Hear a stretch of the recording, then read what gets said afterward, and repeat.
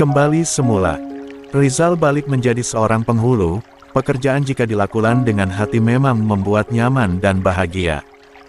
Sedangkan menjadi pengusaha, Rizal kurang suka alhasil dia tidak menikmatinya. Gavin mendaftar kuliah di universitas terbaik yang ada di Jakarta.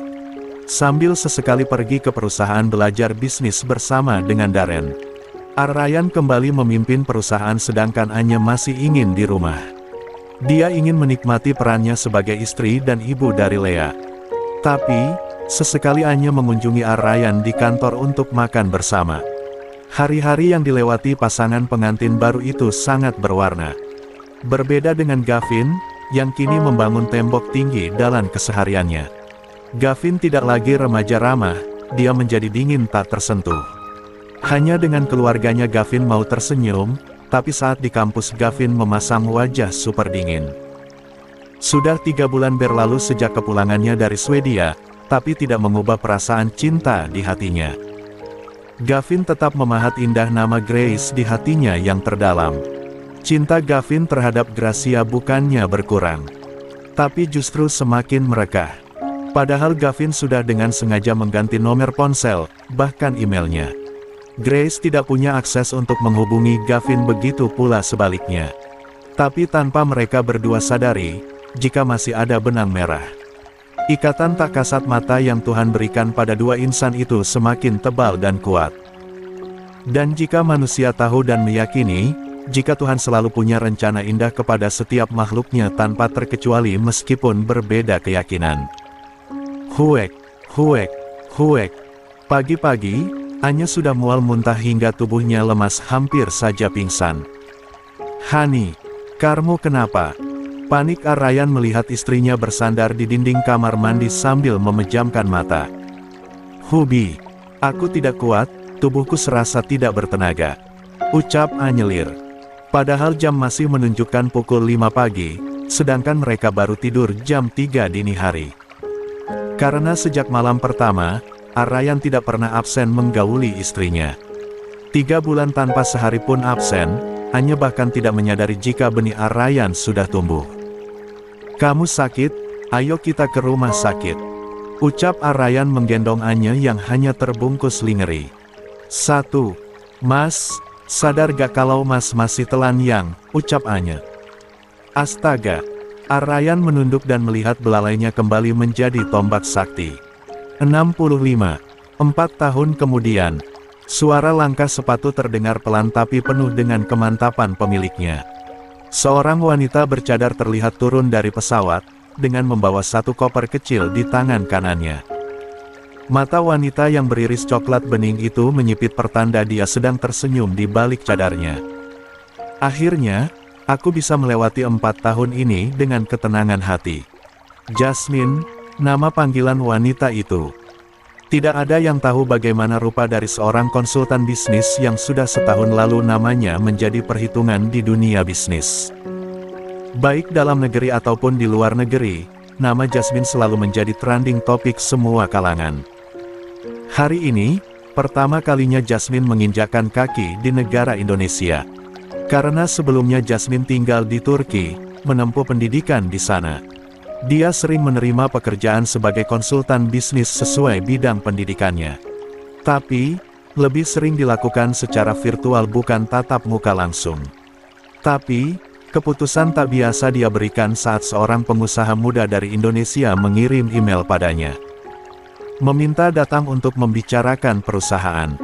Setelah keluar dari pesawat, Jasmine singgah dulu di sebuah kafe.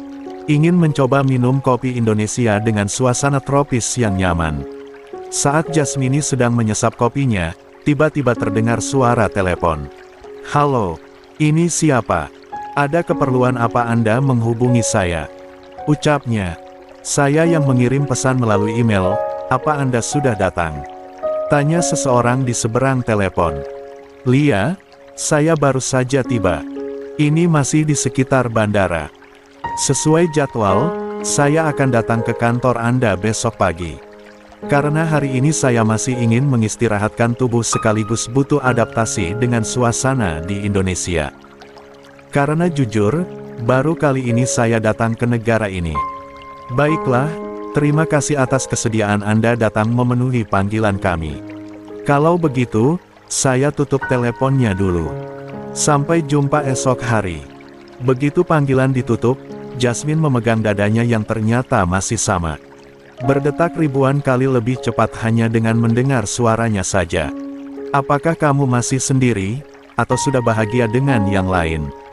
Sementara itu di sebuah kantor, seorang pria berwajah tampan yang usianya kini menginjak 22 tahun tengah menatap sebuah bingkai foto.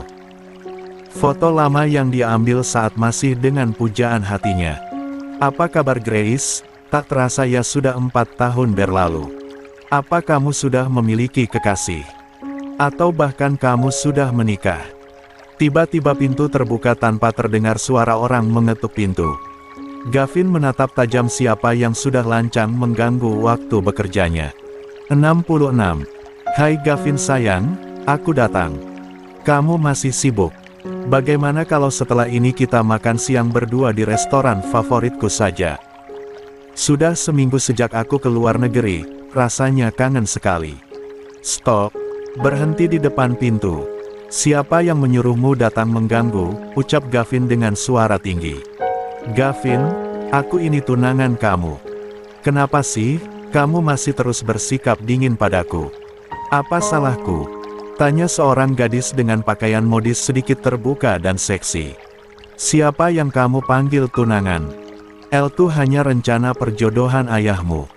Apakah ada dari aku atau kakakku yang mengiyakan rencana itu? Kalian ayah dan anak sama saja. Terlalu percaya diri, menjikan, ucap Gavin dingin, tidak peduli jika kalimatnya menyakiti gadis itu. Aku cinta sama kamu Gavin, apa kurangnya aku di matamu? Bahkan aku rela menunggumu selama 4 tahun. Ucap gadis itu. Aku tidak peduli dengan cintamu, sudah aku katakan ribuan kali bahkan sampai bibir ini berbusa. Jika hatiku sudah punya tambatan, Darren kamu tidak ada apa-apanya jika dibanding dengan dirinya. Jika aku tidak bisa memilikimu, maka tidak dengan wanita lain. Aku akan menghancurkanmu Gavin. Ancam wanita bernama Rania Nabila itu. Rania Nabila adalah teman satu kelas saat dulu Gavin SMA. Kemudian berlanjut saat mereka sama-sama kuliah di kampus yang sama sejak Gavin pindah kuliah. Rania terobsesi untuk memiliki Gavin, sehingga meminta pada ayahnya yang merupakan relasi bisnis perusahaan Arrayan untuk menjodohkan Gavin dengan dirinya. Bahkan mengklaim sepihak tentang Gavin. Anyelir, kakak Gavin pernah ngamuk karena menganggap mereka semua menekan privasi Gavin dengan sangat keterlaluan. Tapi karena Arrayan mampu mengatasinya, maka Anya mengalah dan diam. Tapi, justru Rania dan orang tuanya semakin koar-koar jika Gavin calon suami putri mereka. Dasar wanita sampah, Sinting, aku tidak peduli dengan semua ancamanmu. Rania yang malu pun pergi. Kemudian Gavin menghubungi kakak kandungnya yang kini sedang dirawat di rumah sakit karena kondisi tubuhnya ngedrop akibat hamil anak keempat. Halo, maaf Mbak Anya aku ganggu. Mana Mas Rai? Ucap Gavin kesal pada sambungan telepon. Mas Rai ada di depan, sedang bersama si kecil. Kenapa? Anyelir saat ini tengah mengandung 6 bulan, anak keempat mereka. Azalea Valet Galenka putri dari pernikahan pertamanya berusia 4 tahun. Sedangkan Arash Fahri Narendra berusia 3 tahun. Tapi sebenarnya bedanya hanya beberapa bulan. Karena saat bayi Azalea usia 5 bulan, Anya hamil Arash 3 bulan. Sungguh benih Arrayan top chair. 2 tahun setelah kelahiran Arash, Anyelir kembali hamil ketiga kalinya. Anak ketiga laki-laki itu diberi nama Arfan Hamza Narendra. Dan saat usia pernikahan Arrayan dan Anya yang keempat, mereka diberi rejeki lagi yaitu kehamilan Anya untuk keempat kalinya yang kata dokter jenis kelaminnya perempuan. Lengkap sudah keluarga bahagia Anyelir. 67. Mbak, sampaikan pesan pada Mas Rai untuk mengakhiri kerjasama dengan perusahaan orang tua Rania. Aku tidak mau dia merongrongku sepanjang hari seperti perempuan murahan. Aku juga akan melakukan konferensi pers untuk membungkam para wartawan dan biang gosip tentang pertunanganku. Karena sampai sekarang aku single, dan aku tidak berniat menikah. Kalau bukan dengan Grace maksudmu. Ucap cepat Anya memotong pembicaraan Gavin yang terdengar sangat emosi. Mbak sudah tahu jawabannya, jadi bantu aku bicara dengan suami Mbak yang entah sampai kapan memelihara otak bodoh. Kesal Gavin. Gavin. Jangan kurang ajar. Ah. Teriakan Anya mengakhiri panggilan telepon. Membuat Gavin kocar-kacir panik. Kehamilan Anya yang keempat ini mengalami banyak komplikasi. Karena sebelumnya Anya lahir secara sesar dan seharusnya masih belum boleh hamil. Di luar kamar rawat Anya, Ryan yang mendengar teriakan istrinya berlarian bersama ketiga anak-anaknya. "Honey, apa yang terjadi?"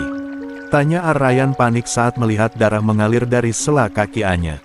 "Dokter," teriak Ryan tidak kuat melihat istrinya meringis menahan sakit.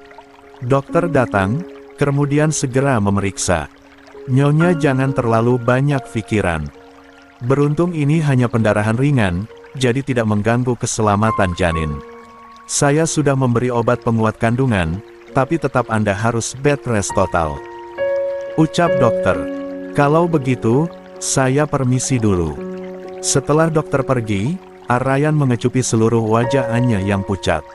Kemudian mengelus lembut perut buncit istrinya sambil membisikkan kata-kata. "Sayangnya Papa di dalam perut, sehat selalu ya. Papa, Mama dan kakak-kakak menunggu adik lahir dengan selamat." Ucap Ryan. "Mas Ray, tolong sekali ini aku katakan putuskan kerjasama. Honey, jangan banyak bicara lagi. Aku tidak ingin kami stres," ucap Ryan memberi peringatan Anya. "Justru aku stres karena kamu. Sekarang kamu egois dan tidak memikirkan lagi perasaanku yang selalu cemas dengan Gavin." Ucap Anya. "Jika kamu tetap bersikeras menjalin kerjasama dengan perusahaan Rania, dan seolah mengiyakan rencana perjodohan, lebih baik kita bercerai saja. Aku tidak akan mengikuti imam yang salah, yang mau menangnya sendiri, hanya karena nama baik. Bagiku, tidak perlu dianggap baik oleh orang lain. Yang penting itu baik untuk keluarga sendiri. Jika kamu tidak menganggap Gavin keluarga, lebih baik kita tidak perlu jadi keluarga." Tegas Anya. "Honey, jangan bicara tentang perpisahan. Baiklah hari ini juga Mas akan bicara dengan ayah Rania." 68. Hari ini, Gavin akan mengadakan konferensi tentang perjodohan dan pertunangan. Kamu harus mendampingi Gavin bicara. Dan katakan jika memang ini murni keinginan sepihak. Ucap Anya. "Ingat Mas Ray, aku adalah Galenka.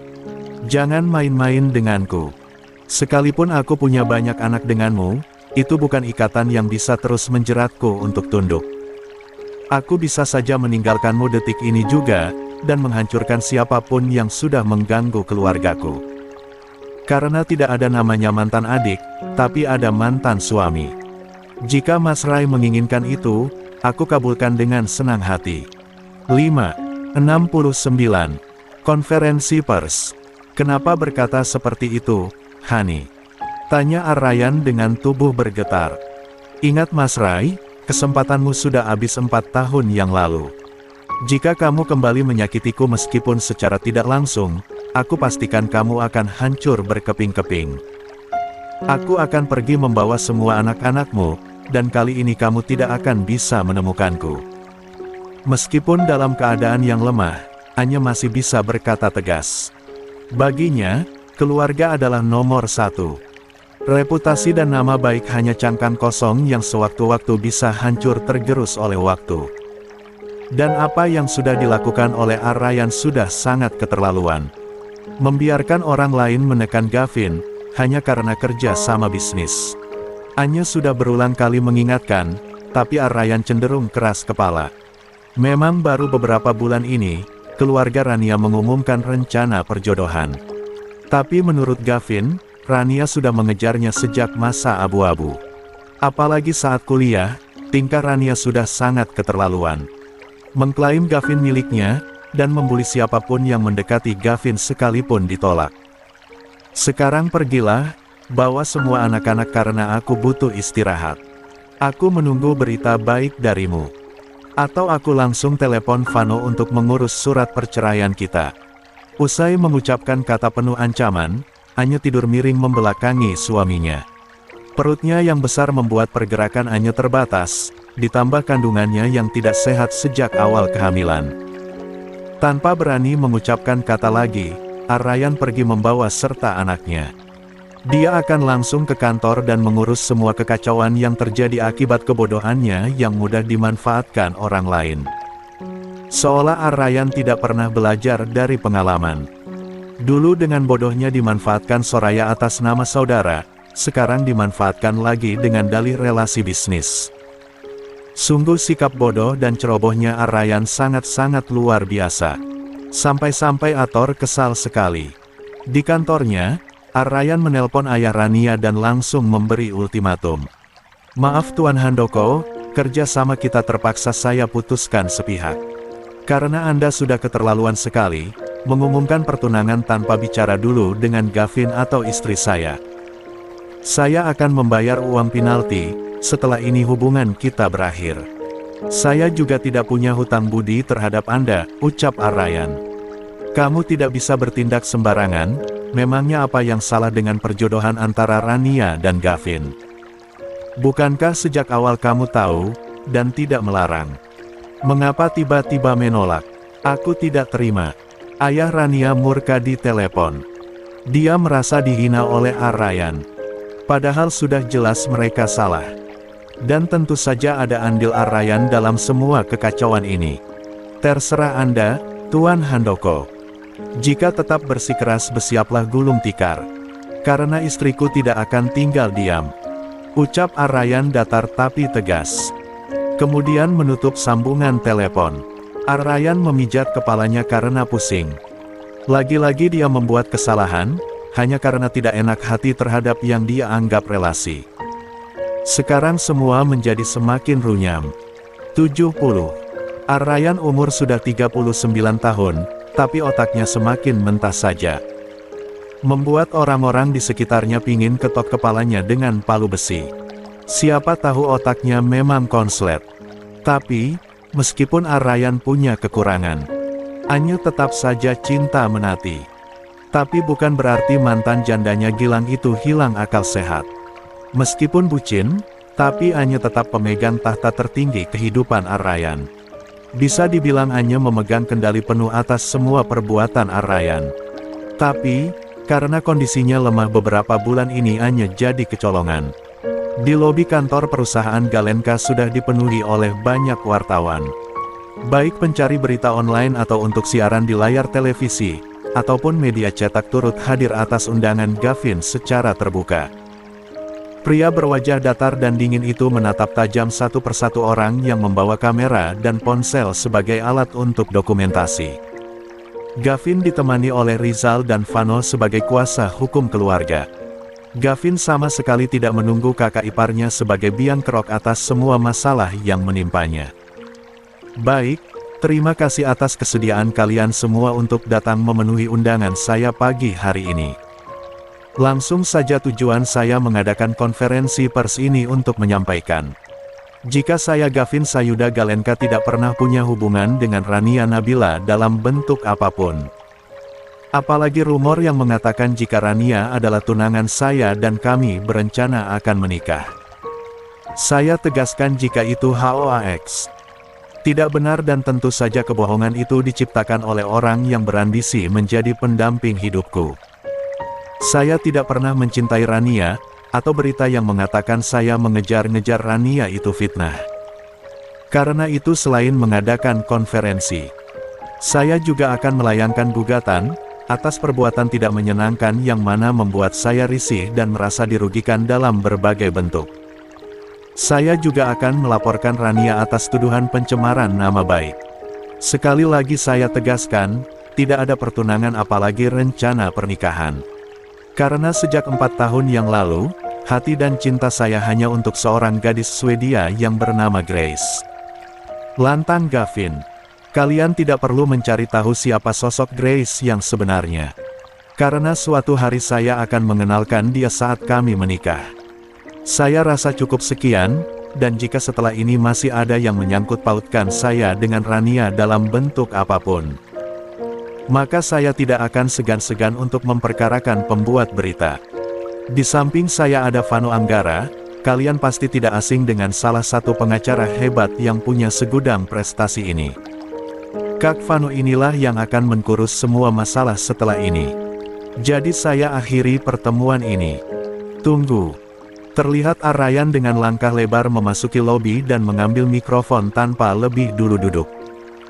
Vano tersenyum miring, sedangkan Rizal merasa kesal kecewa kepada kakaknya. Perkenalkan, saya Arrayan Ezra Narendra, saya datang sebagai kakak ipar. Tidak perlu banyak bicara, Mas. Aku sudah terlanjur membenci dirimu. Aku muak dengan semua kebodohanmu. Kamu tidak pernah belajar dari pengalaman, sehingga sangat mudah dimanfaatkan. Anda mbaknya sedang tidak hamil, aku sudah meminta Mas Vano buat urus perceraian kalian. Sebagai adik kandung, aku berhak memberikan 71 kebahagiaan untuk mbaknya. Dan aku rasa kebahagiaan kami adalah jauh dari manusia sepertimu. Ucap Gavin tanpa memberikan kesempatan Gavin berbicara. Bahkan kini kasak-kusuk terdengar jika telah terjadi keretakan antar Galenka dengan Narendra. Beri aku kesempatan sekali lagi, dan aku datang ke sini memang ingin minta maaf sekaligus memperbaiki keadaan yang rusak karenaku. Teman-teman wartawan, lihat baik-baik berkas di tangan saya. Ini adalah surat kesepakatan kerjasama dengan Tuan Handoko selaku ayah dari Rania, karena selembar kertas ini saya melakukan kesalahan. Membiarkan mereka menekan dan membuat berita bohong tentang perjodohan itu. Tidak ada perjodohan, pertunangan apalagi rencana pernikahan Gavin dengan Rania. Semua bohong, hoaks yang dibuat oleh mereka sendiri tanpa persetujuan. Untuk itu di hadapan kalian semua, saya dengan tegas memutuskan kerjasama dengan perusahaan Tuan Handoko. Sebagaimana konsekuensinya, saya sudah membayar uang penalti karena pembatalan kerjasama yang saya lakukan sepihak. Ini bukti transfer uang penalti. Kalian semua bisa mendokumentasikannya langsung. Arrayan memberikan bukti pemindahan dana sejumlah 10 miliar kepada Tuan Handoko atas pembayaran uang penalti. Jumlah yang memang besar, karena nilai kerjasama yang besar. Setelah hari ini, saya kepala keluarga Narendra dan Galenka menegaskan tidak akan menjalin hubungan lagi dengan keluarga Tuan Handoko dalam bentuk apapun. Ucap Arrayan. Akhirnya konferensi pers telah berakhir, tapi tatapan api kebencian dari Gavin terhadap Arrayan tetap berkobar. Dulu Gavin sudah pernah memaafkan, karena korbannya adalah hanya kakaknya. Tapi, sekarang justru Gavin sendiri yang menjadi korban kebodohan Arrayan. Tentu saja tidak mudah untuk memaafkan kembali luka yang telah dibuat oleh orang yang sama. Konferensi pers yang dibuat Gavin, menyebar luas dalam hitungan detik. Rania mengamuk di dalam kamarnya, sedangkan Tuan Handoko terduduk lemas. Pasalnya karena pernyataan Gavin ditambah pembenaran dari Arrayan tentang kebohongan yang sudah Rania dan dirinya ciptakan mempengaruhi harga saham perusahaan. Bisa dipastikan sebentar lagi perusahaan milik Tuan Handoko jatuh bangkrut. Sementara itu di rumah sakit, Anya tersenyum dengan rasa bangga. Bangga terhadap ketegasan adik kandungnya, tapi muak melihat wajah bodoh suami yang sialnya dia cintai. Di tempat lain, seorang wanita bercadar tersenyum di balik cadarnya. Ternyata kamu masih setia dengan seorang Grace. Bagaimana jika aku ingin masuk ke dalam hatimu? 172. Kedatangan konsultan bisnis. Aku memang telah mencarimu, tapi kamu sendiri yang memintaku datang. Jadi jangan salahkan aku jika nanti aku menjerat hatimu, Gavin. Ucap gadis bercadar hitam bernama Jasmine yang datang dari Turki. Sementara itu, di perusahaan usai konferensi yang dilakukan Gavin berakhir. Arrayan berjalan lunglai menemui Gavin, dia harus mendapatkan maaf Gavin. Jika ingin istrinya bisa memaafkannya. Sungguh Arrayan merasa sangat bodoh. Gavin, tolong maafkan aku. Ucap Ryan dengan lirih sambil menunduk. Memangnya Mas Ryan salah apa? Bukankah aku yang salah karena dianggap masih muda, pemikiranku labil? Ucap Gavin mengingat pertengkaran yang terjadi antara dia dan Ryan. Aku salah, tolong maafkan aku. Rizal yang melihat itu hanya bisa menghela nafas berulang kali. Kakaknya ini kenapa makin tua makin bodoh, pikir Rizal begitu. Gavin selesaikan masalah ini dengan kepala dingin, ingat Mbak Anya sedang hamil dan dia sakit. Jangan sampai karena masalah ini membuat kesehatannya makin menurun. Aku pergi dulu. Ucap Rizal mengingatkan. Mas Rai, aku gak habis pikir denganmu. Tapi sudahlah, karakter memang sulit diubah meskipun usia berubah semakin hari semakin tua. Jika Ratna mendengar berita ini, bisa habis kami dicaci maki. Beruntung sekarang Ratna sedang keluar negeri menuruti masa ngidamnya. Ucap Vano sambil geleng-geleng, menatap Iba tapi juga kesal. Ratna istri Vano atau sahabat Anya sedang hamil anak kedua. Kandungannya sudah bulan kelahiran, dan Ratna ingin melahirkan di Korea. Tapi karena pekerjaan Vano sangat banyak, mau tidak mau Ratna pergi ke Korea hanya ditemani mamanya dan juga elbu mertuanya. Berbeda dengan Anya yang apa-apa sendiri sejak awal pernikahannya. Mau ngomong kalau aku harus bujuk Mbak Anya untuk memaafkan Mas Ryan begitu. Basi tahu. Aku tidak mau, karena di sini aku yang jadi korban. Jadi, pergi saja selesaikan urusan Mas sendiri, dan ingat jangan pernah ikut campur dengan urusanku. Atau bertindak bodoh untuk kesekian kalinya. Ucap Gavin memberi peringatan. Baiklah, maafkan aku. Setelah itu, Ryan pergi membawa segudang penyesalan. Beberapa jam setelah Ryan meninggalkan kantor Gavin, seorang perempuan bercadar datang dengan langkah penuh keyakinan. Permisi, boleh bertemu dengan Tuan Gavin. Saya ada janji dengannya, suaranya terdengar lembut tapi tegas. Anda Elbu. Jasmine konsultan bisnis. Anda sudah ditunggu. Ucap resepsionis. Jasmine masuk dengan dagu terangkat, meskipun tertutup cadar berwarna hitam. Seluruh karyawan berbisik-bisik membicarakannya, ada yang memuji ada juga yang mencibir. Tapi Jasmine acuh, dia sama sekali tidak peduli. Baginya bisa datang dan masuk ke dalam lingkaran Gavin, adalah hal yang sudah lama dia tunggu sejak beberapa tahun lalu. Tap 73, tap, tap. Langkah kaki Jasmine berhenti di depan sebuah ruangan yang terdapat tulisan CEO. Tok, tok, tok. Assalamualaikum, bolehkah saya masuk Tuan Gavin? Ucap Jasmine pelan tapi ada suara berisik di dalam dadanya. Jantung Jasmine bergemuruh hebat, akhirnya dia bisa bertatap muka dengan pria yang menjadi tujuan hidupnya. Silahkan masuk Nona Jasmine, saya sudah lama menunggu kedatangan Anda. Ucap Gavin kemudian mempersilahkan Jasmine duduk di sofa dengan sopan. Jadi apa masalah Anda sehingga meminta saya datang jauh-jauh? Anda tentu tahu jika saya tidak pernah melayani konsultasi langsung. Selama ini saya hanya melakukan konsultasi melalui virtual. Ucap Jasmine. Karena saya juga ingin belajar, bagaimana cara mengembangkan sebuah perusahaan. Jujur saja, saya baru terjun dunia bisnis beberapa tahun ini. Karena sebelumnya kakak saya yang mengelola, tapi karena dia sudah berkeluarga dan sibuk dengan anak-anaknya apalagi sekarang sedang sakit. Jadi, mau tidak mau saya harus belajar mandiri. Ucap Gavin. Oh, begitu, baiklah ayo kita mulai tapi sebelum itu saya akan membaca profil lengkap perusahaan. Bagaimana prospek dan kinerja para karyawan sehingga bisa memajukan perusahaan. Ucap Jasmine sambil mengeluarkan laptop canggih miliknya dari dalam tas. Gavin memperhatikan Jasmine dengan seksama, ada getaran aneh yang dia rasakan saat duduk dekat. Jasmine, tidak, mungkin ini hanya perasaanku saja.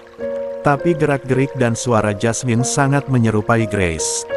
Gumanem Gavin dalam hatinya sendiri. Jasmine menjelaskan semua hal berkaitan dengan bisnis, ekonomi dan perusahaan. Benar-benar penjelasan yang mudah dipahami dan detail dalam penjabarannya. Tuan Gavin, apa Anda sudah paham dengan penjelasan dari saya? Apa? Maaf. Saya sedikit melamun, tapi saya mendengarkannya. Terima kasih banyak Nona Jasmine, sekarang sudah jam makan siang. Bagaimana kalau kita makan berdua? Di dekat sini ada restoran seafood, apa Anda mau atau mau pilih menu yang lain? Tanya Gavin antusias seperti ada magnet yang menarik kuat perasaannya. Terima kasih, tapi saya rasa itu terlalu berlebihan. Saya tidak ingin ada persepsi lain tentang saya, karena tujuan saya murni hanya ingin bekerja secara profesional. Ucap Jasmine menolak dengan halus. Bukan karena apa yang tadi dia sebutkan, tapi karena alasan lain yang lebih bersifat pribadi. Baiklah kalau begitu, jawab Gavin. Siang itu pertemuan pertama antara Jasmine dan Gavin telah berakhir. Jasmine langsung pamit undur diri, karena dia 74. Punya banyak agenda. Bukan tentang pekerjaan, dia ingin mempelajari adat dan budaya Indonesia. Karena sepertinya Jasmine tertarik untuk pindah kewarganegaraan menjadi seorang WNI. Terima kasih, kita jumpa lagi esok hari. Ucap Jasmine sopan.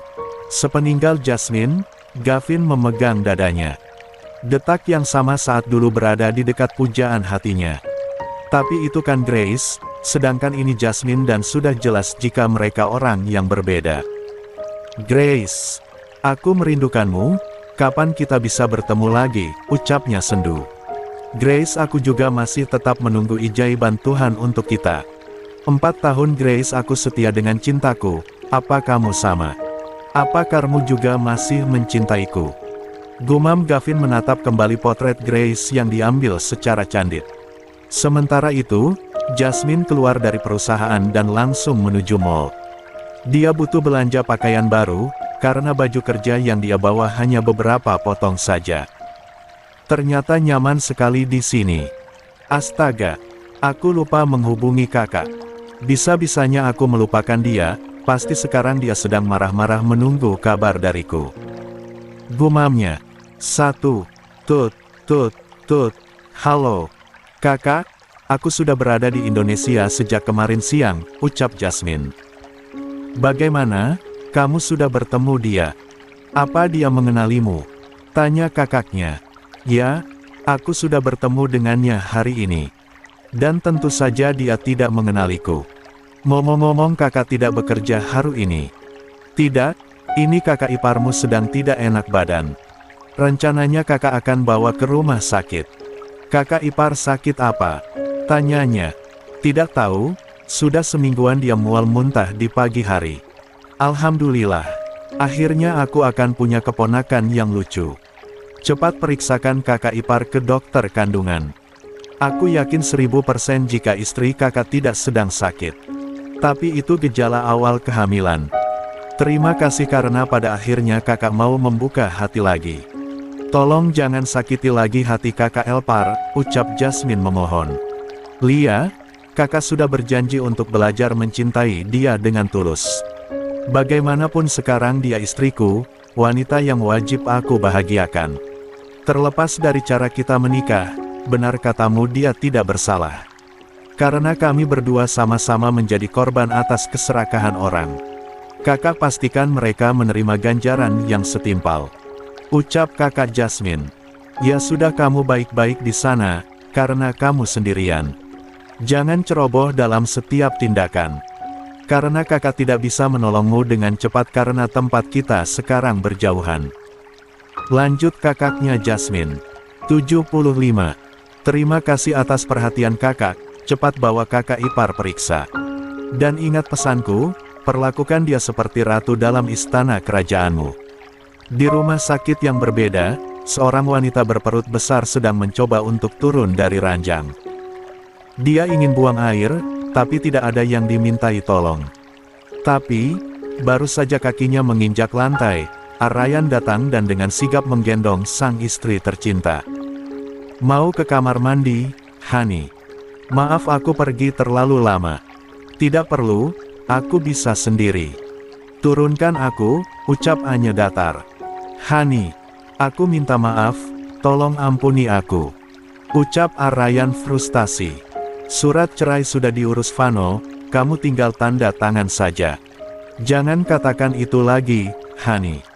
Bunuh saja aku jika kamu masih nekat ingin meminta perpisahan, ucap Aryan sambil menangis terisak.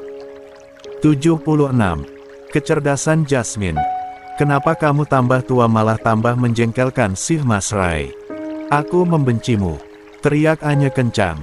Kenapa selalu saja masalah datang ketika aku sedang hamil besar? Kalau seperti ini, kamu tidak ada bedanya dengan papanya Lea. Selalu saja membuatku naik darah. Semoga saja anak-anakku tidak menuruni sifat burukmu. Kesal Anya.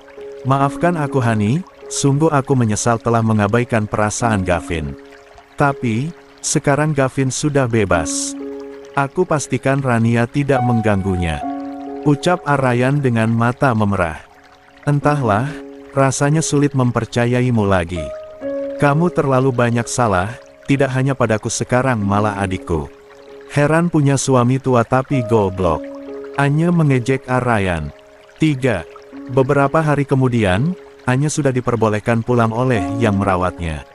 Kandungannya memang masih rentan keguguran, tapi asal Anya bisa menjaga pola makan dan tidur teratur, maka kehamilannya masih bisa dipertahankan sampai 3 bulan ke depan. Sementara itu sudah beberapa hari ini, Jasmine mengikuti Gavin rapat. Sebagai konsultan, Jasmine sungguh membantu. Bahkan wanita bercadar itu tidak ragu untuk mendebat lawan bisnis. Hingga sebuah tender besar berhasil dimenangkan oleh perusahaan keluarga Galenka yang sekarang dipimpin oleh Gavin. Karena kecerdasan Jasmine itu, kini banyak perusahaan yang menawarkan pekerjaan untuk menjadi konsultan perusahaan mereka. Tapi semua tawaran itu ditolak, alasannya ingin fokus satu perusahaan.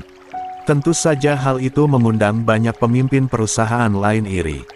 Dan lebih parahnya mereka memusuhi Gavin. Menganggap Gavin memonopoli Jasmine. Saya tidak merasa dimonopoli oleh Tuan Gavin, tapi karena memang saya tidak bisa bekerja dengan banyak perusahaan di satu negara. Kedatangan saya ke Indonesia memang khusus untuk Tuan Gavin saja. Ada arti lebih dari pernyataannya. Andai Gavin tahu jika memang kedatangan Jasmine untuk menjerat Gavin. Karena sebenarnya Jasmine tidak sedang membantu Gavin, tapi dia membantu dirinya sendiri untuk lebih dekat dengan pria yang telah mengisi seluruh hatinya sejak bertahun-tahun. Gavin mendengar itu merasa Jasmine memang menspesialkan perusahaan Galenka. Rania mendengar berita tentang Jasmine, dia pikir Jasmine hanya perempuan biasa yang ingin mencari muka. Rania tidak terima karena sepertinya Gavin terlalu perhatian jika hanya sebagai atasan dan bawahan saja. Jasmine, konsultan bisnis. Tapi lagaknya seperti orang yang kenal dekat dengan Gavin. Penampilannya sok alim, padahal sebenarnya jalan juga. Rania tidak menatap cermin, sehingga tidak mengetahui seburuk apa dirinya. Dibanding dengan Jasmine atau perempuan lain yang tidak sebanding dengannya. Aku punya tugas untukmu, culik perempuan yang bernama Jasmine itu. Dan sekap dia di pabrik kosong yang ada di hutan. Aku akan membayar mahal tugasmu. 77. Membayar pakai apa? Tanya preman. Lia, sudah jatuh bangkrut saja masih mau mencelakai orang lain. Punya uang dari mana untuk membayar kami semua? Hahaha. Ejeknya. Aku bayar dengan tubuhku, kalian semua boleh memakaiku sepuas kalian. Aku tidak punya batas waktu, semalam, sehari, seminggu bahkan sebulan. Asal jangan membuatku hamil saja. Bagaimana? Apa kalian bersedia membantuku? Wah, wah, wah. Ternyata anak dari Tuan Handoko yang aku kira bermartabat hanya seorang jalang. Pantas saja Tuan Gavin menolakmu. Kamu mana pantas bersanding dengannya. Jalang tetaplah jalang, tapi ya sudah. Aku menerima syaratmu. Tapi maaf kami semua tidak suka memakai pengaman saat sedang bermain. Jadi, iya atau tidak? Selesai. Aku akan pasang kontrasepsi dulu kalau begitu, kalian tunggu. Ucap Rania ingin melangkah pergi. Sayangnya tidak semudah itu dia bisa keluar dari markas preman. Kamu pikir bisa keluar, sayang? Kamu sudah terlanjur menawarkan tubuhmu pada pria seperti kami semua. Jadi, Ayo puaskan kami baru kamu boleh pergi dari sini. Rania tidak menyangka, jika dirinya terjerat pada perangkap yang dibuatnya. Sekitar 10 orang preman menggagai tubuhnya dengan beringas. Bukan bergantian tapi mereka keroyokan. Setelah hampir 3 jam menjadi santapan serigala lapar, tubuh Rania dihempaskan di lantai yang kotor. Kalian sudah mendapatkan bayaran dariku, sekarang juga lakukan tugas kalian. Baiklah, yang tadi itu anggap saja uang muka. Karena setelah tugas kami berhasil, lakukan pembayaran secara full dan sesuai kesepakatan. Ayo, cabut, ucap kepala preman. Hening, markas milik preman itu kini sepi. Tapi tiba-tiba Rania tertawa terbahak-bahak. Hahaha, kau akan mati Jasmine, aku tidak peduli siapapun dirimu. Gavin, ini adalah balasan setimpal untukmu yang sudah berani menolakku. Ucap Rania, kemudian berusaha berdiri. Tapi sialnya tubuhnya terasa remuk. Bagaimana tidak remuk jika satu lubang untuk 10 tombak sakti. Entah bagaimana nasib Rania setelah ini, dan benih siapa yang mungkin akan tumbuh di rahimnya. Intinya Gavin harus tanggung jawab. Jasmine wanita bercadar itu tengah berdiri di halte busway sendirian. Tiba-tiba 10 orang datang langsung membekap mulutnya lalu menculiknya. Sekuat apapun Jasmine meronta, nyatanya tenaganya kalah jauh dengan para preman berbadan penuh tato. Para preman suruhan Rania berhasil membawa Jasmine menuju pabrik tua, yang ada di pinggiran hutan. Aku penasaran bagaimana rupa wanita di balik cadar ini, apakah cantik? Ucap kepala preman mengulurkan tangannya hendak menarik cadar milik Jasmine. Tapi sebelum tangannya berhasil meraihnya, sebuah tembakan polisi terdengar mengudara. Sialan, ada polisi. Ayo lari. Sayangnya pabrik itu sudah terkepung. Puluhan polisi bersenjata telah siap mengeksekusi. 78. Penculik Jasmine, sang konsultan. Flashback on. Tuan Gavin, boleh saya minta nomor pribadi Anda? Bukan apa, di Indonesia saya tidak punya satu pun keluarga. Sementara sekarang kondisi sedang ricuh, karena penolakan saya terhadap permintaan menjadi konsultan banyak pengusaha apalagi ada dari pesaing bisnis Anda. Saya takut, terjadi suatu hal di luar dugaan. Ucap Jasmine. Ini nomor ponsel pribadi saya. Anda tenang saja karena saya akan menjaga keselamatan Anda dan saya akan perintahkan pengawal bayangan di sekitar Anda. Ucap Gavin. Nomor ponsel ini hanya orang terdekat yang memilikinya, dan akan terdengar alarm bahaya ketika seseorang menghubungi saya dengan kode darurat. Ucap Gavin lalu memberikan kodenya. Baiklah terima kasih, kalau begitu saya pulang dulu. Ucap Jasmine. Beberapa saat setelah kepergian Jasmine, ponsel Gavin mendeteksi panggilan darurat. Jasmine, kenapa dia? Meskipun tidak tahu apa yang terjadi pada Jasmine, tapi Gavin dengan sigap meminta bantuan polisi untuk melacak keberadaan Jasmine yang diduga sedang dalam masalah besar. Flashback off. Sialan Rania, dia sudah membuat kita dalam masalah. Ucap kepala preman yang ingin melukai Jasmine, tapi lebih dulu satu peluru menembus tangannya yang membawa pisau. Ah! Teriak keras kepala preman. Tidak lama kemudian, 10 preman berhasil diringkus oleh anggota polisi. Sedangkan Jasmine yang masih pingsan, segera diangkat tubuhnya oleh Gavin. Gavin menggendong tubuh Jasmine ala bridal style menuju ke mobil. Tapi baru beberapa langkah, Jasmine membuka kedua matanya lalu berteriak. Ah! Turunkan saya! Ucap Jasmine. Tuan Gavin, tolong turunkan saya. Kita tidak seharusnya sedekat ini. Ucap Jasmine ketika sudah berdiri menghadap Gavin yang menatapnya teduh. Terima kasih atas pertolongan Anda. Sama-sama, Nona Jasmine Anda tidak apa-apa. Apa mereka melukai Anda? Tanya beruntun Gavin. Saya baik-baik saja Tuan. Lebih baik sekarang kita pulang, tolong usut tuntas masalah ini. Saya merasa hidup saya menjadi tidak aman lagi. Ucap Jasmine. Pasti, saya akan segera mencari dalang penculikan Anda. Ucap Gavin. Karena saya khawatir tinggal sendiri, bagaimana jika saya tinggal bersama Anda di rumah keluarga Anda? Apa kakak Tuan Gavin akan keberatan jika saya menumpang untuk beberapa hari, sampai otak penculikan ditangkap? Tanya Jasmine memainkan strategi. Mengambil kesempatan dalam kesempitan untuk menjalankan misi yakni menjerat Gavin. 79. Tentu saja boleh. Jawab Gavin. Malam ini, Anya yang masih kesal dengan sang suami meminta Aryan tidur di kamar belakang. Mas Rai, sampai hatiku benar-benar sembuh dari luka yang Mas buat. Sebaiknya kita tidak usah bertemu untuk beberapa hari. Ucap Anya menatap sengit Aryan.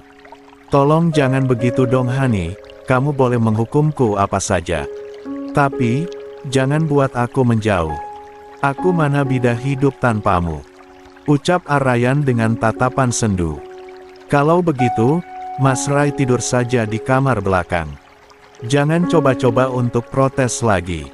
Atau aku benar-benar akan mengusir Mas Rai tidak hanya dari rumahku tapi juga hidupku. Terserah mau pilih yang mana. 80. Menjerat hati Gavin. Jasmine, seorang wanita berotak cerdas yang identitas aslinya tertutup rapat. Tidak tahu asal Jasmine dari mana dan siapa nama belakangnya. Wanita itu hanya memperkenalkan diri bernama Jasmine dari negara Turki. Hanya itu saja yang bisa digali, bahkan tim IT profesional yang biasanya bekerja dengan Vano tidak mampu menggali lebih dalam. Mbak Anya, untuk sementara Jasmine akan tinggal di rumah kita. Karena dia masih trauma akibat penculikan yang dialaminya. Ucap Gavin. Oh, baiklah, tapi sebenarnya aku tidak suka ada orang asing yang tinggal di rumahku. Tapi untukmu aku kecualikan karena hadirmu karena adikku yang sengaja mengundangnya. Ucap Anya yang juga trauma. Meskipun suaminya menyebalkan tingkat kabupaten, tapi Anya sudah cinta mati. Jadi tidak akan membiarkan orang ketiga masuk ke dalam hidupnya. Karena dia pun sadar dulu pernah menjadi orang ketiga atas pernikahan Aryan dan Gina meskipun kenyataannya mereka bercerai bukan karenanya. Tapi tetap saja, antisipasi suami dicuri orang perlu Anya lakukan. Di balik cadarnya, Jasmine tersenyum. Entah apa yang sedang direncanakan. Tapi yang pasti Jasmine tidak mungkin akan merebut pria yang telah menjadi milik wanita lain. Dia hanya ingin mendapatkan hati Gavin dengan cara yang berbeda. Terima kasih, kalau begitu di mana kamar saya? Rasanya saya ingin cepat mengistirahatkan tubuh ini. Gavin, antar Nona Jasmine di kamar tamu paling depan sendiri. Jangan ke belakang, karena ada Mas Rai sedang aku hukum. Dan jauhkan Nona Jasmine dari suamiku yang bodoh itu. Ucapnya. Hahaha. Rasain kamu Mas Rai. Kesel banget kalau ingat kebodohannya. Jangan cuma dikurung Mbak. Tapi jangan beri dia jatah setahun. Lia, aku memang sudah merencanakan. Awas saja kalau ketahuan jajan, akan aku pangkas abis belalainya. Enak saja, sudah buat aku bunting tiap tahun masih mau cari lubang lainnya lagi. Ucap Anya menatap Aryan yang mengintip di pintu kamar belakang. Definisi suami bucin tapi tulolnya sudah tingkat kabupaten. Di dalam kamarnya, Jasmine kembali menghubungi kakaknya yang tinggal jauh. Tut, kakak, aku sudah berhasil masuk ke dalam rumah Gavin. Ada kakak perempuannya yang sedang hamil besar, entah anak keberapa. Yang jelas rumah ini terdapat 3 anak kecil. Ucap Jasmine. Wah ternyata si bodoh itu gercep juga urusan produksi anak. Ucap kakak Jasmine kemudian tergelak. Lia, sepertinya istrinya hamil tiap tahun. Apa orang-orang di Indonesia suka sekali produksi anak? Aku ngeri membayangkan perutku tiap tahun membesar. Astaga, ucap Jasmine. Apa yang kamu pikirkan Jasmine? Sekarang itu misi kamu adalah membuat Gavin terjerat oleh cintamu. Jangan. 81. Biarkan dia lolos lagi. Tentu saja, aku sudah lama menunggu. Apalagi sudah jauh-jauh datang, masa iya aku gagal menikah dengan Gavin? Tidak mungkin. Baiklah, hati-hati. Apa perlu kakak kirim pengawal bayangan untukmu? Tidak perlu, Gavin sudah sigap membantu ketika tadi aku diculik. Apa? Kamu diculik? Kurang ajar. Siapa yang berani menculik adikku? Ada, kemungkinan perempuan yang berambisi mendapatkan Gavin. Sayangnya dia ditolak, dan melampiaskan sakit hatinya padaku. Tapi kakak tenang saja, karena polisi Indonesia sudah bergerak cepat. Mereka sudah menangkap para preman yang menjadi suruhan wanita itu.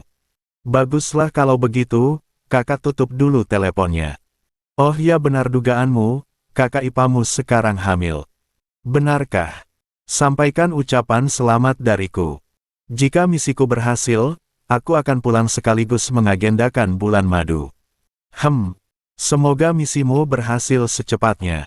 Jangan buang waktu, jika ada kesempatan langsung saja eksekusi Gavin. Kakak tenang saja, aku ini pandai mengambil kesempatan dalam kesempitan. Setelah hari ini, aku pastikan Gavin akan menjadikanku seorang istri. Hari beranjak pagi, di dapur Jasmine tengah membuat banyak masakan. Mungkin terkesan lancang karena menggunakan dapur orang tanpa permisi dulu. Tapi, tentu pemikiran Jasmine berbeda. Dia ingin menarik perhatian Gavin dan semua penghuni rumah ini. Hanya masakan sederhana yang pernah dia makan saat dulu seseorang sering membawakan bekal ini untuknya. Nasi goreng seafood lengkap, kacang teri balado dan perkedel kentang. Dari ketiga masakan ini, Jasmine ingat masakan favorit dari Gavin.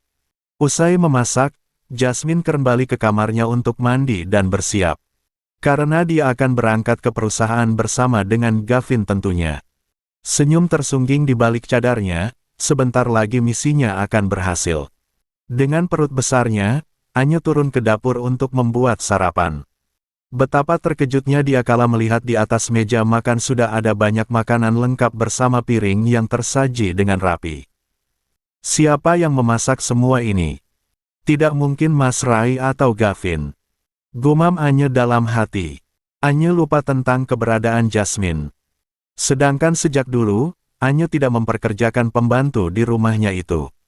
Tidak ada babysitter atau pekerja yang lainnya yang membantu. Anya tidak percaya orang luar, apalagi pengalaman pahit seringnya dikhianati.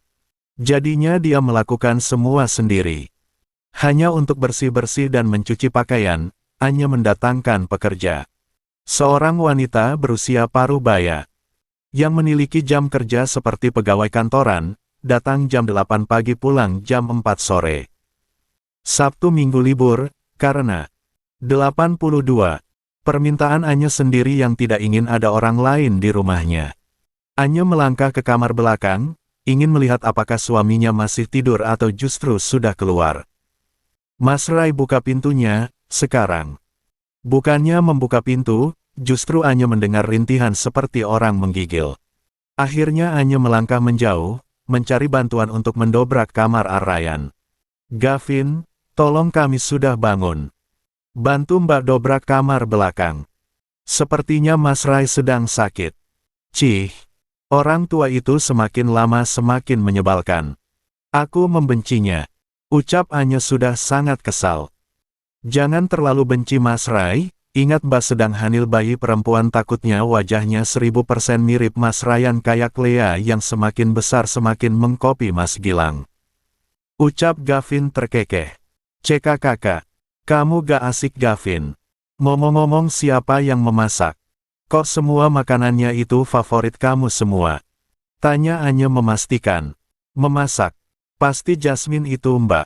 Ya sudah, sekarang kita ke kamar Mas Rai dulu. Ucapnya sambil menuntun kakaknya itu berjalan. Duk, brak. Terlihat Arrayan meringkuk di atas ranjang sempit. Keringat sebiji jagung membasahi kepalanya. Dan saat disentuh ternyata panas. Pasti kemarin dia lupa makan, seharian diabaikan Mbak kayak sahabat. Manja bener ini bayi tua. Mau dibawa ke rumah sakit atau biarkan saja di sini? Kasihan juga sih sebenarnya, tapi aku masih marah sama dia. Jadi, beri dia obat saja. Setelah itu tinggal. Ucap Anya. Mbak yakin? Bagaimana jika semakin parah? Nanti Mbak nangis-nangis ditinggal mati suami. Ucap Gavin. Astaga. Gavin, kenapa kamu malah sumpahin Mas Rai mati sih?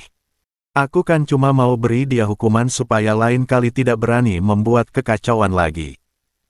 Ya gak apa-apa Mbak masih cantik ini meskipun punya banyak buntut. Ucap Gavin meledek. Justru kamu yang harusnya segera cari pengganti Grace. Ucap Anya. Tidak, Grace tidak akan tergantikan. Ucap Gavin dengan penuh keyakinan. Tapi yang Mbak lihat kamu perhatian dengan Jasmine. Ucap Anya. Hanya kebetulan dia konsultan bisnisku, aku tidak punya perasaan apapun pada Jasmine. Ucap Gavin. Tapi, kalau dipikir-pikir lebih baik kamu dekati Jasmine. Siapa tahu dia jodohmu. Ucap Anya. 83. Tidak aku tidak akan mau. Setelah itu, Gavin pergi ke meja makan dan melihat makanan yang memang menjadi menu favoritnya. Anya dan Gavin tidak sadar jika perdebatan mereka terdengar Jasmine. Wanita itu sengaja mengintip dari balik tembok usai membersihkan diri. Aku kagum dengan keteguhan cintamu yang kamu jaga untuk Grace. Tapi sebentar lagi, aku akan menjeratmu hingga menau tidak naukarmu harus mau menikah denganku. Gumam Jasmine dalam hatinya sendiri. Mbak kok Jasmine tahu makanan kesukaanku? Ini aneh. Sebenarnya siapa Jasmine ini? Tanya Gavin penasaran. Mungkin Jasmine ini salah satu penggemar rahasiamu yang sudah mencari tahu tentangmu. Ucap Anya berpendapat. Tap, tap, tap. Suara larengkah Jasmine sengaja dibuat seolah dia baru datang dari kamar tamu. Maaf, saya lancang memakai dapurnya. Ini semua makanan favorit saya, karena saya bingung mau masak. Jadinya hanya ini yang terlintas. Kalau tidak suka buang saja. Suka. Aku sangat suka makanannya. Ucap Gavin memotong kalimat Jasmine. 184. Benarkah salah paham? Setelah memakan semua masakan Jasmine, kini Gavin masuk ke kamarnya. Sementara itu, Jasmine merapikan meja makan dibantu Anya dengan perlahan. Jasmine. Aku rasa aku mengenalmu. Mumpung tidak ada suamiku atau Gavin, perlihatkan wajahmu. Pinta Anya. Jasmine mengerjapkan matanya beberapa kali, berpikir keras bagaimana bisa kakaknya Gavin tiba-tiba mengenal dirinya. Wajahku itu privasi Nyonya Anya. Ucap Jasmine mencoba menolak permintaannya. Gavin itu adikku, dan hanya di Swedia kita pernah tinggal selain di Indonesia. Dan hanya orang tertentu yang tahu makanan favoritnya. Apalagi, kamu mengaku berasal dari Turki. Kamu pikir masakan seperti ini ada di Turki. Kamu kurang pandai mengelabui aku. Skakmat. Jasmine terdiam, jantungnya berpacu lebih dan sangat cepat. Tidak perlu mengelak lagi Grace, aku tahu itu kamu bukan. Aku senang akhirnya kamu datang dengan versi terbaru dan terbaikmu. Tapi aku ingin bertanya, kamu melakukan ini karena hati atau karena ingin mengejar Gavin? Tapi, apapun itu aku hargai. Ucap Anya semakin membuat Jasmine mati kutu. Dia lupa jika kakak Gavin ini selain tegas juga sangat cerdas. Jadi percuma dia ingin membohongi wanita itu. Kak Anya, tolong rahasiakan identitasku. Nanti kapan-kapan aku ceritakan, banyak kejadian yang membuatku berubah. Meskipun memang yang mendominasi adalah Gavin, tapi ada banyak hal. Saat ini, aku ingin Gavin menerimaku sebagai Jasmine bukan Grace. Karena Grace telah lama mati, dan sekarang adalah sosok lainnya.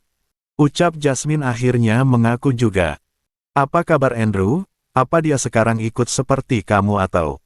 Tidak, Kak Andrew masih Nasrani. Dan dia sudah menikah beberapa bulan yang lalu dengan sekretarisnya. Dan saat ini istrinya sedang hamil muda. Ucap Jasmine menjelaskan. Wow, aku turut bahagia mendengarnya. Maaf ya, dulu aku menolak kakakmu. Tembok pembatas di antara kita berdua tidak mudah untuk diruntuhkan. Sekarang kamu telah memilih jalanmu, aku ikut bahagia. Ucap Anya. Kak, bagaimana jika kakak menjodohkan kami berdua dengan berbagai alasan? Kalau Kak Anya setuju, aku punya banyak rencana tapi memang butuh bantuan dari pihak keluarga. Karena tidak mungkin aku menjalankan rencana seorang diri. Ucap Jasmine. Baiklah, nanti kita bahas. Sepertinya Gavin sudah keluar dari kamar. Ucap Anya mendengar pintu ditutup. Gavin, kalian akan pergi ke kantor bersama? Tanya ulang Anya. 85. Lia. Jawab Gavin kurang semangat. Pria itu sedang galau dengan perasaannya sendiri. Tadi saat mandi, Gavin tiba-tiba memikirkan Jasmine yang bisa tahu makanan kesukaannya. Alasan yang mengatakan jika itu makanan favorit Jasmine agak sulit diterima oleh Gavin.